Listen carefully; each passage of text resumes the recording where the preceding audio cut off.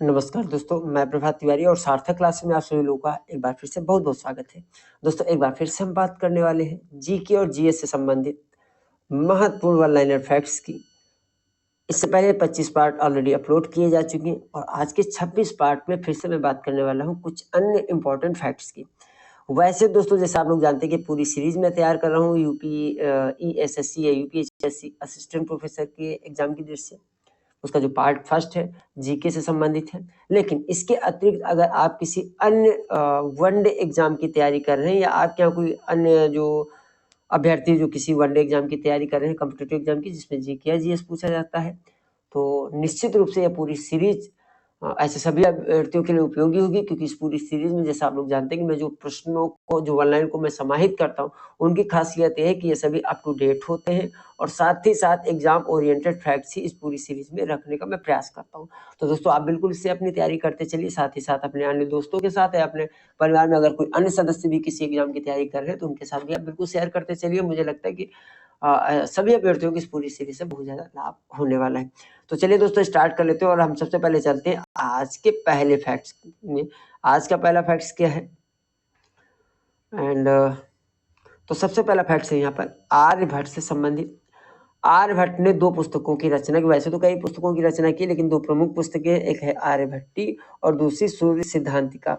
सूर्य सिद्धांत नामक ग्रंथ में आर्यभट्ट ने यह बताया है कि पृथ्वी जो है पृथ्वी सूर्य का चक्कर लगाती है। यहाँ गौर करने वाली बात है कि अगर आप साइंस स्ट्रीम के अभ्यर्थी हैं तो आपने क्लास 11th और 12th में पढ़ा होगा केपलर के नियम। केपलर ने 3 नियम दिए थे, फिजिक्स में है, और उसमें उन्होंने अपने नियम में बताया था कि जो यह ब्रह्मांड है उसके केंद्र पर सूर्य होता है और जो ग्रह है लाइक कि हमारी पृथ्वी है, मंगल, सूर्य, ये सारे सूर्य का चक्कर लगाते हैं। अगर ये हमारा सन है तो इसके बाहर चारों तरफ जो है ग्रह चक्कर लगाते हैं। और ये बात केपलर ने कब बताई थी? केपलर ने बताई थी लगभग ही 1400 या 1500 ईस्वी के आसपास।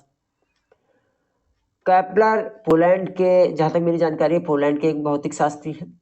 लेकिन अगर हम आर्यभट्ट जी के विषय में थोड़ा जाने तो आर्यभट्ट जी का जो कार्यकाल था, जीवन काल था, ये लगभग 4वीं से 5वीं शताब्दी के आसपास था, जबकि केपलर 14वीं से 15वीं शताब्दी के बीच। यानी दोनों लोगों के बीच में अगर हम समय का अंतर देखते तो करीब 1000 समय का अंतर है, 1000 वर्ष का अंतर है। तो यानी जो बात केपलर ने हमें 14वीं या 15वीं शताब्दी में बताई थी, ये बात पहले ही आर्यभट्ट के द्वारा बताई जा चुकी थी 4वीं या 5वीं शताब्दी, यानी 1000 साल पहले। तो निश्चित इस तरह के जो फैक्ट्स है, जब हम अन्य लोगों को पढ़ते हैं तो अगर हमारे भारतीय इतिहास से ऐसे महान व्यक्तित्व हैं तो हमें लगता है कि ऐसे लोगों को ना तो हमें केवल ना ही तो पढ़ना चाहिए, बल्कि साथ ही साथ हमारे घर में, परिवार में, अपने शिक्षण के दौरान जो हमारे स्टूडेंट हैं उनको भी इन बातों से या इन फैक्ट से हमें अवश्य अवगत कराते रहना चाहिए, जैसे कि हमारे अन्य अभ्यर्थी या जो विद्यार्थी हैं वो भी अपनी प्राचीन संस्कृत से, अपने जो बौद्धिक स्तर रहा है अपने भारत का, उससे गौरवान्वित उससे महसूस हो सके। एंड अगला पॉइंट ले लेते हैं। अगला पॉइंट जो है सदाबहार क्रांति से है। सदाबहार क्रांति से है। देखिए, सदाबहार क्रांति की संकल्पना तो एस स्वामीनाथन ने की थी। सदाबहार क्रांति जो है कृषि पद्धतियों के प्रति एक स्थायी दृष्टिकोण को संदर्भित करती है, जिसका उद्देश्य होता है कि पर्यावरण को नुकसान पहुंचाए बिना दीर्घकालिक उत्पादकता प्राप्त करना, यानी पर्यावरण को भी नुकसान न हो और दीर्घकालिक तक जो है ज्यादा ज्यादा हम उत्पादन ले सके कृषि से। इसी को हम सदाबहार क्रांति के नाम से जानते हैं। सदाबहार क्रांति की संकल्पना किसके द्वारा दी गई थी? तो यह दी गई थी एस स्वामीनाथन के द्वारा। अगला फैक्ट है 1960 के दशक में श्री लाल बहादुर शास्त्री जी के प्रधानमंत्रित्व काल में हरित क्रांति की शुरुआत हुई थी। हरित क्रांति की शुरुआत कब हुई थी? 1960 के दशक में, और उस समय भारत में प्रधानमंत्री थे लाल बहादुर शास्त्री जी। और इस हरित क्रांति को हम तीसरी क्रांति के नाम से भी जानते हैं। कभी कभी प्रश्न पूछ लिया जाता है कि निम्नलिखित में से तीसरी क्रांति के नाम से किस क्रांति को हम जानते हैं? तो तीसरी क्रांति के नाम से हम जानते हैं हरित क्रांति को, जिसकी शुरुआत 1960 के दशक में हुई थी। हरित क्रांति की विफलता के कारण या हरित क्रांति की विफलता और कई कमियों के बाद जो वर्ष 1990 में सदाबहार क्रांति प्रारंभ की गई थी। तो तीसरी क्रांति के नाम से जानते हैं हरित क्रांति को। हरित क्रांति कब लागू हुई थी, आई थी, तो ये 1960 के दशक में आई थी, जबकि सदाबहार क्रांति प्रारंभ हुई थी 1990 में हरित क्रांति की विफलता और कमियों को ध्यान में रखते हुए। तो ये कुछ फैक्ट्स थे। अगला एक पॉइंट और है और ये महत्वपूर्ण फैक्ट्स है। आर्यभट्ट ने जो है सोने का आविष्कार किया था, जबकि बराहमीर ने जो है दशमलव प्रणाली की खोज की थी। और ये दोनों ही लेखक आर्यभट्ट और बराहमीर, ठीक है, कौन, बराहमीर और आर्यभट्ट, दोनों ही लोग जो है गुप्त काल से संबंधित थे। गुप्त काल को जैसा आप लोग जानते हैं वैसे भी भारतीय संस्कृत और निर्माण का जो है स्वर्ण युग कहा जाता है। अगले फैक्ट्स की ओर बढ़ते हैं। क्योंकि आर्यभट्ट की बात चल रही है, गुप्त काल की बात चल रही है, तो आर्यभट्ट से संबंधित एक फैक्ट्स और ले लेते हैं कि आर्यभट्ट जी को जो है भारतीय गणित का जनक भी कहा जाता है। तो भारतीय गणित का जनक किसे कहा जाता है, आर्यभट्ट को। शून्य के अतिरिक्त, ठीक है, सौर मंडल घूर्णन, पाई का सन्निकटन मान, पाई का मान आप लोग जानते हैं ना, पाई हम लोग पढ़ते थे, पाई होती थी ये 22/7, या सन्निकटन मान का मतलब 3.14 करके पूरा डिजिट आती है, ठीक है। तो ये सन्निकटन मान जो दिया था पाई का, वो आर्यभट्ट ने ही दिया था। सौर मंडल घूर्णन की जानकारी भी आर्यभट्ट ने दी थी। त्रिकोणमिति की जानकारी, स्थानीय मान निकालने की जो ये पद्धति है, और इसके अतिरिक्त भी कई अन्य सिद्धांतों की खोज करने का श्रेय जो है आर्यभट्ट को ही जाता है। केरल के कासरगोड जिले, केरल के कासरगोड जिले में स्थित ICAR के केंद्रीय रोपण फसल अनुसंधान संस्थान ने नारियल की कल्पा सुवर्णा और कल्पा शताब्दी तथा कोको की VTL-CH1 और VTL-CH2 नामक नई किस्में विकसित की हैं। तो देखिए यहाँ प्रश्न आपसे ऐसे पूछा जा सकता है कि हाल ही में चर्चा रही कल्पा शताब्दी किस्म संबंधित है या किस फसल से संबंधित है, या ऐसा पूछ लिया जाए कि VTL-CH1 और VTL-CH2 बहुचर्चित या नवीनतम खोजी गई फसल की किस्में किस फसल से संबंधित हैं। इकाई 6 में आपको याद है कि आपके यहाँ भारतीय कृषि से संबंधित प्रश्न आते हैं, तो ये प्रश्न वहां से भी पूछा जा सकता है, करंट से भी पूछा जा सकता है। तो आपको बस याद रखना है कि नारियल से संबंधित दो नई किस्में कल्पा सुवर्णा और कल्पा शताब्दी, जबकि VTL-CH1 और VTL-CH2 जो है कोको संबंधित दो नई प्रजातियां हैं। टोबिन टैक्स नाम तो आप लोगों ने सुना ही होगा, ठीक है। टोबिन टैक्स को वित्तीय लेन देन कर और रॉबिन हुड टैक्स के नाम से भी जाना जाता है। अगर आपसे पूछ लिया जाता है कि निम्नलिखित में से किस टैक्स को रॉबिन हुड टैक्स के नाम से जानते हैं, तो टोबिन टैक्स को रॉबिन हुड टैक्स के नाम से भी जाना जाता है, वित्तीय लेन देन कर के नाम से भी इसको हम पुकारते हैं। देखिए, अंतरराष्ट्रीय वित्तीय लेन देन विशेष रूप से अल्पकालिक विदेशी मुद्रा लेन देन पर लगाए जाने वाले कर को टोबिन टैक्स कहा जाता है। टोबिन टैक्स को मुद्रा बाजार की स्थिरता को बढ़ावा देने के लिए डिजाइन किया गया था, और टोबिन टैक्स का जो प्रस्ताव है वो सबसे पहले जो है जेम्स टोबिन ने 1972 में मुद्रा लेन देन के रूप में दिया था। पल्सर जो है अत्यधिक घने तेजी से घूमने वाले न्यूट्रॉन तारे या सफेद ड्वार्फ होते हैं। पल्सर रेडियो तरंगे, एक्सरे और गामा किरणों सहित विद्युत चुम्बकीय विकिरण की किरणें उत्सर्जित करते हैं। दूसरी अगले पॉइंट को बढ़ते हैं। दूसरी पंचवर्षीय योजना प्रशांत चंद्र महालनोबिस के आर्थिक विकास मॉडल पर आधारित थी, जिसे 1953 में विकसित किया गया था। 1953 में किसे विकसित किया गया था, आर्थिक विकास मॉडल को। जो आर्थिक विकास मॉडल किसने दिया था, प्रशांत चंद्र या PC महालनोबिस के द्वारा।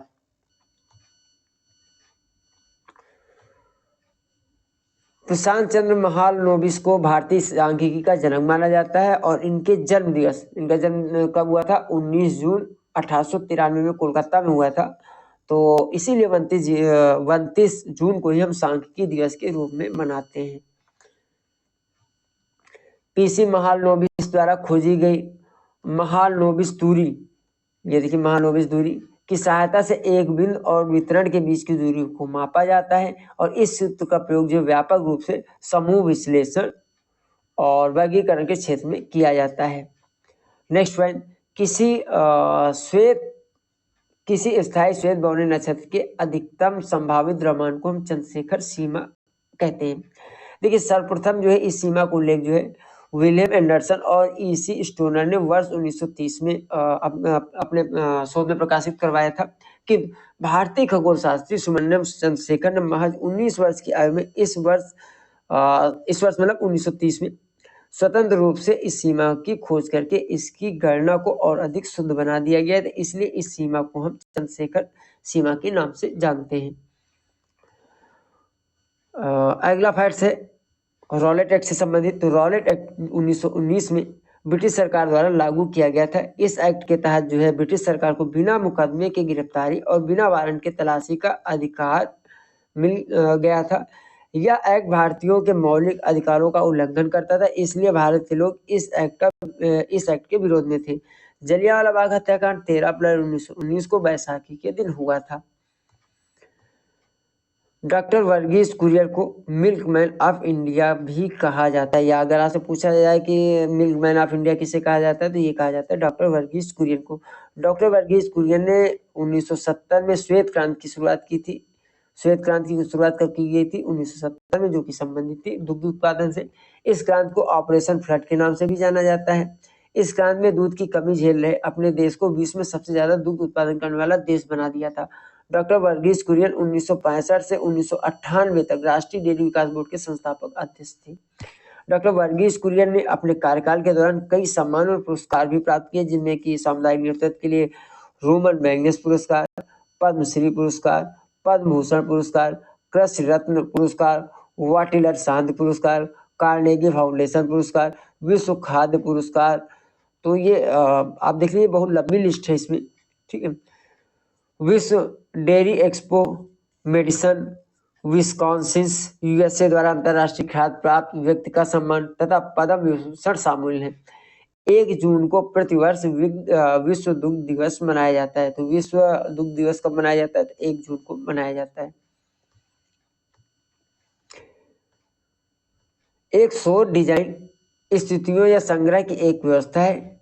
इसमें समग्र दृष्टिकोण एवं विधियों की रूपरेखा तैयार करना शामिल है, जिनका उपयोग शोध प्रश्नों का उत्तर देने या परिकल्पनाओं का परीक्षण करने के लिए डेटा एकत्र करने और उनका विश्लेषण करने के लिए किया जाना संभावित होता है।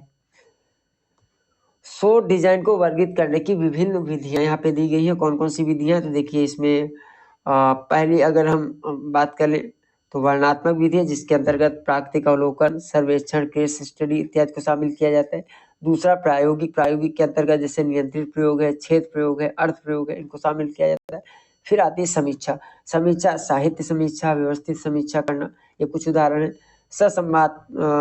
सहसंबंधात्मक शोध डिजाइन के अंतर्गत है केस कंट्रोल अध्ययन, अवलोकनात्मक अध्ययन, और इसके बाद मेटा विश्लेषण। देखिए मेटा विश्लेषण क्या है? यह जो है एक व्यवस्थित विधि जो विभिन्न अध्ययनों के परिणामों को संयोजित करने के लिए सांख्यिकी तकनीकों का उपयोग करती है।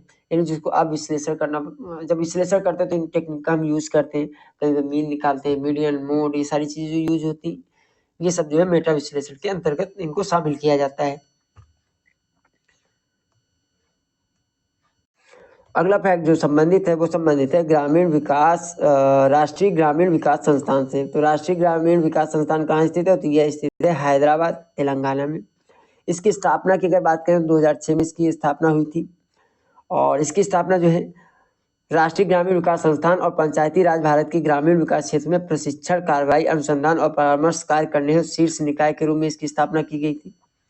हैदराबाद में जो मुख्यालय है, इसके अतिरिक्त उत्तर पूर्वी राज्यों के लिए इसका एक क्षेत्रीय कार्यालय गुवाहाटी में स्थित है।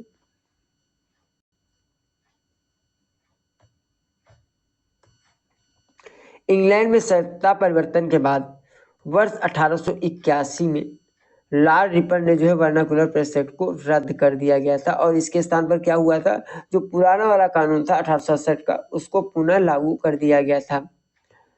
अगले पॉइंट को बढ़ते हैं, और अगला पॉइंट है लघु उद्योगों की विसंगतियों को दूर करने के लिए दिसंबर 1995 में उद्योग मंत्रालय द्वारा आबिद हुसैन समिति का गठन किया गया था। इसने वर्ष 1997 में अपनी रिपोर्ट प्रस्तुत की थी। किसने?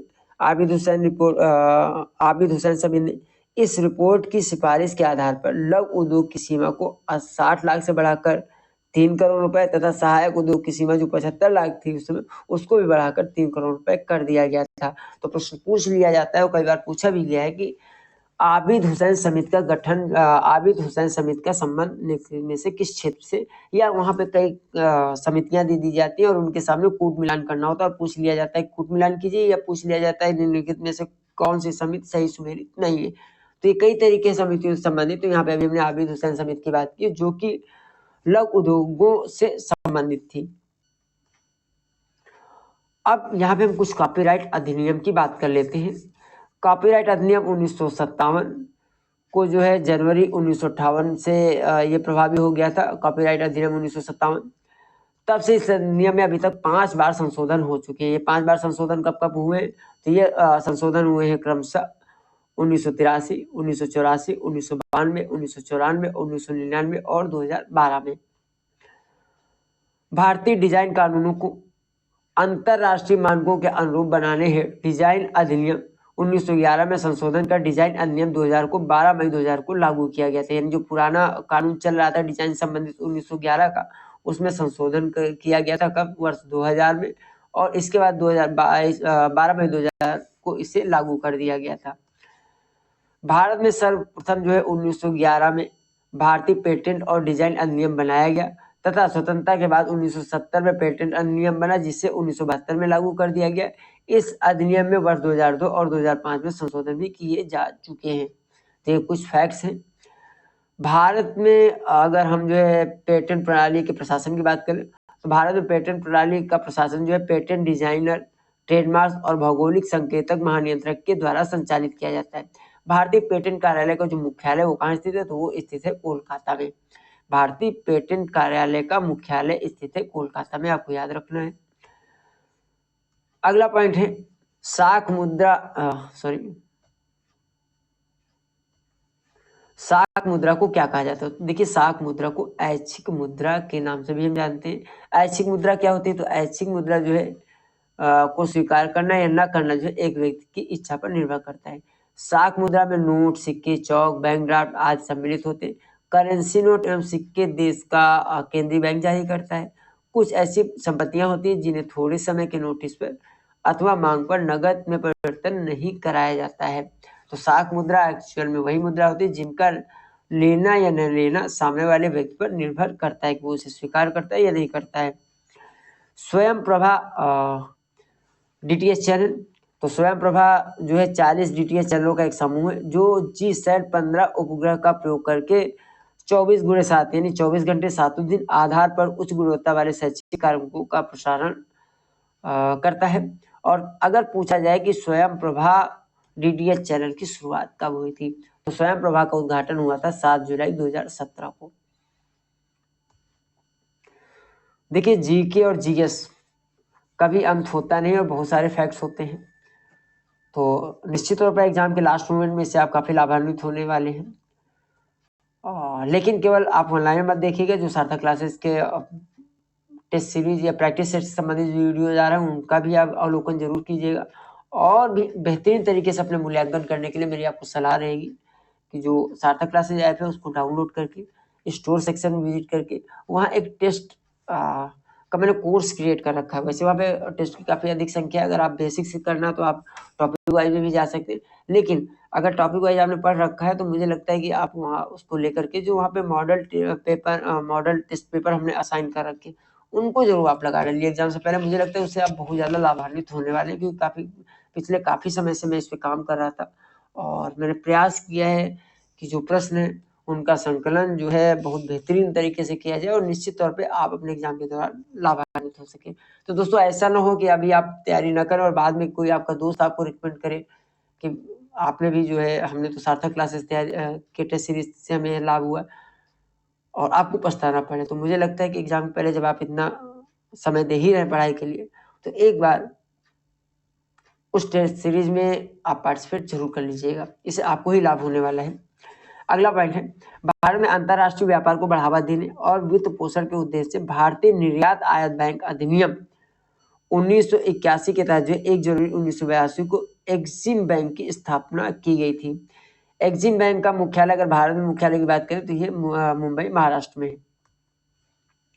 राष्ट्रीय पांडुलिपि मिशन को जो है 2003 में इंदिरा गांधी राष्ट्रीय कला केंद्र के अंतर्गत संस्कृत मंत्रालय द्वारा लॉन्च किया गया। किसे? राष्ट्रीय पांडुलिपि मिशन को। इंदिरा गांधी राष्ट्रीय कला केंद्र की स्थापना जो 1985 में अनुसंधान, शैक्षणिक अनुसंधान और कला के प्रसार के लिए एक स्वायत्त संस्थान के रूप में की गई थी। तो इंदिरा गांधी कला केंद्र की स्थापना कब की गई थी? इसकी स्थापना की गई थी 1985 में। जबकि राष्ट्रीय पांडुलिपि मिशन को 2003 में इंदिरा गांधी राष्ट्रीय कला केंद्र के अंतर्गत जो है संस्कृत मंत्रालय द्वारा लॉन्च किया गया है। अगला पॉइंट, भारतीय अर्थव्यवस्था का स्वरूप कैसा है? तो भारतीय अर्थव्यवस्था का स्वरूप जो है मिश्रित अर्थव्यवस्था है। मिश्रित अर्थव्यवस्था क्या होती है? तो मिश्रित अर्थव्यवस्था वह अर्थव्यवस्था है जिसमें सरकारी और निजी दोनों व्यक्ति आर्थिक नियंत्रण रखते हैं।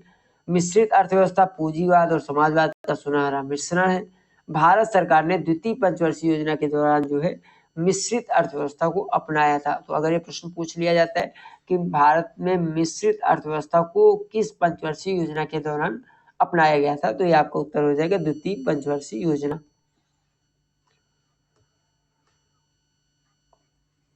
अगला काफी इंपॉर्टेंट फैक्ट्स हैं।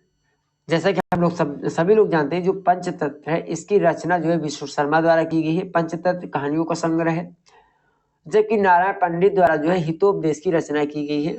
और इन दोनों ही नाम पंचतंत्र और हितोपदेश से हम सभी लोग भली भांति परिचित हैं। तो पंचतंत्र विश्व शर्मा ने इसकी रचना की है और हितोपदेश की रचना नारायण पंडित ने की है। अब देख लेते इसमें क्या है। देखिए, जो पंचतत्व है, पंचतत्व ही हितोपदेश की रचना का आधार है।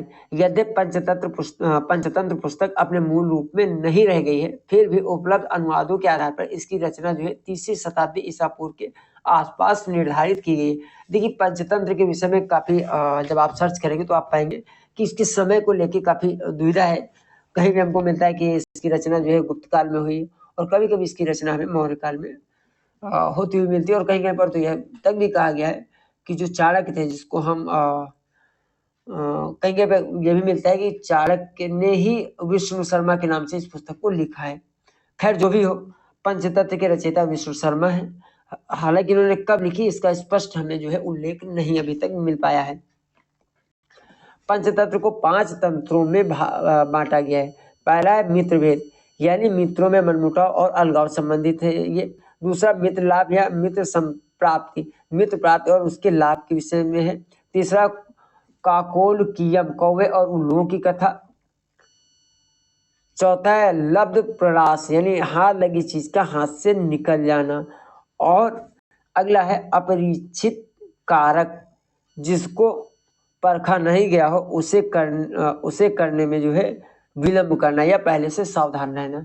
तो ये 5 तंत्रों में बांटा गया है पंचतंत्र को, और शायद इसीलिए इसका नाम पंचतंत्र है। पंचतंत्र में जो उपदेश दिए गए वो कहानियों के माध्यम से उपदेश इसमें समाहित किए गए, और उन्हीं के 5 भाग आप ये मान सकते हैं कि ये जो 5 भाग है कि किस आधार पर कहानियों को इसमें संकलित किया गया है। एंड अगला, कवि रविन्द्रनाथ टैगोर ने जलियांवाला बाग हत्याकांड के विरोध में अपनी नाइटहुड की उपाधि, और महात्मा गांधी ने दक्षिण अफ्रीका में बोअर युद्ध में उनकी भूमिका के लिए ब्रिटिश सरकार द्वारा दिया गया कैसर हिंद पुरस्कार लौटा दिया था। यानी जलियांवाला बाग हत्याकांड के से क्षुब्ध होकर रविन्द्रनाथ टैगोर जी ने जो है नाइटहुड की उपाधि वापस की थी, जबकि महात्मा गांधी जी ने जो है कैसर ए हिंद पुरस्कार लौटा दिया था किसे? ब्रिटिश सरकार को। तो दोस्तों, ये आज का वीडियो था, और अगर अभी तक आप हमारे टेलीग्राम ग्रुप से नहीं जुड़े हुए तो इस वीडियो के डिस्क्रिप्शन बॉक्स में आपको टेलीग्राम चैनल का लिंक मिल जाएगा, उससे आप जुड़िए। वहाँ पे भी मैं बहुत सारी जानकारी के साथ ही साथ बेहतरीन MCQs लाने का प्रयास करता हूँ, जिससे कि किसी भी तरीके से हो आप जो है अपनी तैयारी से लगातार, हमारा प्रयास यही है कि आप अपनी तैयारी से लगातार जुड़े रहें, और जो भी आपके सामने कंटेंट हो वो क्वालिटी वाला होना चाहिए। जैसे देखिए, मैं पहले भी कहता रहा हूँ, जो हमारे पुराने व्यूअर्स हो जानते हैं कि एक बात को मैं अक्सर कहता रहा हूँ, क्या पढ़ने से ज्यादा क्या नहीं पढ़ना, इस पर अगर हमारी नजर है तो सच मानिए कि आधी जंग तो हम अपनी सफलता की ऐसे ही जीत जाते हैं। और आधी सफलता के लिए हमें ध्यान रखना होता है कि वह पथ क्या, पथि कुशलता क्या, जिस पर बिखरे सूल न हो, नाविक की धैर्य परीक्षा क्या, ये धारा प्रतिकूल न हो। कहने का तात्पर्य है कि अगर हम ये मान लें क्या बताएं मैं बहुत मेहनत पड़ती है, कैसे तैयारी करेंगे, तो मेहनत तो करनी पड़ेगी, इसका कोई दूसरा विकल्प नहीं है। और आनंद तभी आता है जब विपरीत परिस्थितियां हों। अरे भाई, अगर परिस्थितियां हमारे पक्ष में होती है, आप सपोज दैट कि अगर हम किसी धनाढ्य परिवार से बिलोंग करते, कि मान लीजिए अंबानी परिवार से होते हैं या एलन मस्क के परिवार से होते हैं, तो ये बताइए मैं क्यों यूट्यूब पे पढ़ा रहा था। और अगर आप मेरी जगह ऐसे होते किसी धनाढ्य परिवार से, तो फिर आप जो है क्यों यूट्यूब के चैनल, पढ़ाई वाले चैनल को देख रहे होते और हमें सुन रहे होते। तो कहने का मतलब हमारी और आपकी परिस्थितियां बिल्कुल विपरीत धारा की तरह है, और इनसे लड़ाई करके, इनसे या इनका सामना करके जब हमें सफलता मिलेगी, तो उसके बाद जो हमें आनंद की अनुभूति होगी, उसका वर्णन अपने शब्दों में नहीं किया जा सकता। और मुझे, हमारा प्रयास है कि वही अनुभव आपको मिल सके इस तैयारी के माध्यम से, और इसीलिए हम प्रयास करते हैं कि बेहतरीन प्रश्नों का संकलन और एक उच्च क्वालिटी की जो अध्ययन सामग्री वो आप लोगों को उपलब्ध कराई जाए। तो दोस्तों, आज के वीडियो में इतना ही। आपको हमारा वीडियो कैसा लगा कमेंट जरूर कीजिएगा, हमारे चैनल को लाइक कीजिएगा, वीडियो को लाइक कीजिएगा, चैनल को सब्सक्राइब कीजिएगा और अपने दोस्तों के साथ जरूर शेयर करते चलिएगा। आज के वीडियो में इतना ही दोस्तों, हम आपसे फिर मिलते हैं अगले वीडियो में कुछ नई जानकारी के साथ। तब तक के लिए नमस्कार।